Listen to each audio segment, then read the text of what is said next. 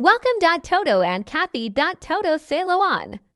Hello guys, may picture pinakita si ma'am sa akin guys. Na-challenge talaga ako sa haircut na gusto ni ma'am. So ito na guys, binawasan ko na ng kanyang buhok na sobrang haba. Kaya gusto niya ganun kaiksi.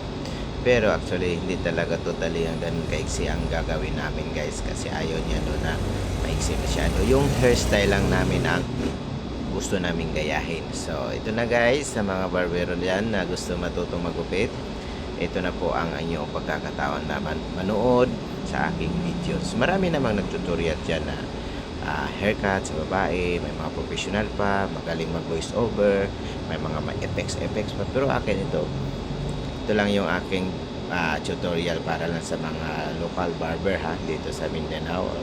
At sino man makakita nito na hindi pa marunong magupit ng babae, ganito lang ang mag hairstyle guys. So siguro mga 3 or 4 layer ang ginagawa ko. So ang drop muna, nakita nyo kanina, gidrop ko muna yung, kukunin ko muna yung length ng kanyang buhok na gusto namin i-design. So dito na tayo sa part na almost kalahati na, diba guys? So dyan, ang pattern ko dyan, pababa muna, always pababa. So ang ano kasi dyan, explanation sa iba guys, yun una-una yung length niya, no? So 40 degree, 40, tapos 45. Tapos kung gusto mo taasan ang layer, gawin mo 60 degree. Yan nga, 60 tapos 90 degree kung sobrang layer na talaga. Pero ito sa kanya, hindi na ito masyado mataas ang layer kasi konti lang yun. Kumbaga volume lang yung ginagawa ko sa buhok ni ma'am. So makikita ninyo na minsan dinadrop ko, minsan dinataas kasi gusto ko makuha yung level, no, kung saan ako part mag-curve. So doon sa curve na yan, dyan maganda na yan siya tingnan kapag naka lower at saka plansa. So ang haircut pala namin dito guys, with plansa or with lower, depende po yan sa customer. Pero free po lang yan sa 150 pesos. Dito lang po yan sa Toto and Kathy Barber Salon. So ang aking mga vlog guys, yung katulad ng sa mga babae, lalaki. So ang aking talent kasi na barbero po ako, pero marunong po ako magupit ng babae. So ang ginagawa ko, ito tutorial ito ngayon, sundan nyo lang ang video ko para makita nyo kung ano ang procedure. Hindi ko masyadong ma-explain kasi hindi ako sanay sa voice over kasi diba? So makikita nyo naman, drop lang muna tapos taas mo kunti. So ang pagputol niyan guys, dapat ipitan mo talaga para makita mo yung dulo kung saan kayo nagputol, saan kayo nag-cut, diba? So kung halimbawa gusto mo mag-layer, itaas mo lang kunti yung section mo, ganyan. So sa mga gusto matuto dyan, paki-follow na lang Toto Saloon. So ako po ang may-ari ng Toto and Kathy Barber Salon. Sa aking mga vlog na gusto ko extra income lang po para sa akin.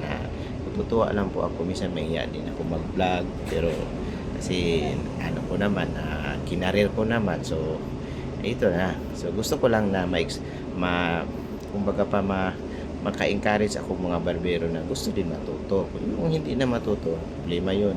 Ang akin lang purpose ito, yung mayroon kayong makukuha na aral, kumbaga dagdag sa ating skills ba.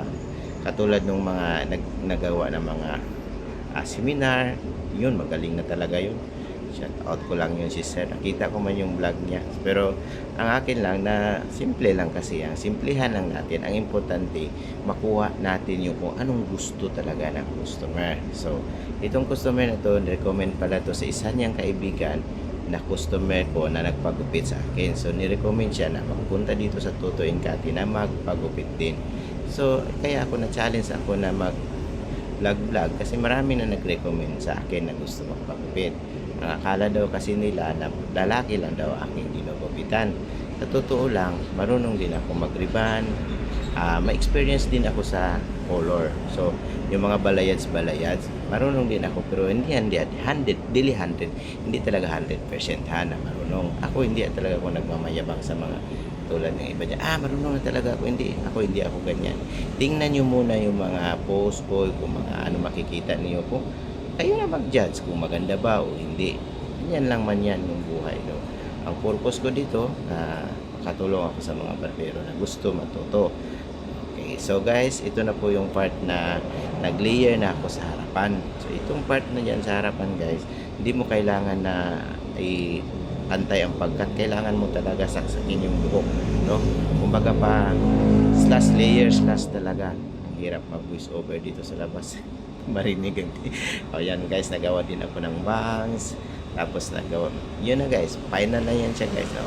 So di ba, yung haircut na yon, madali lang talaga mag-layer. Tapos ang nakaganda lang doon yung magawa ka ng volume. So ang nadalabida talaga diyan yung ang buhok mo hindi maldita, madali lang pasundin yan. So, kung ba't yan, maganda na. O, ayan na result kay ma'am. O, di ba? So, salamat guys. Sana may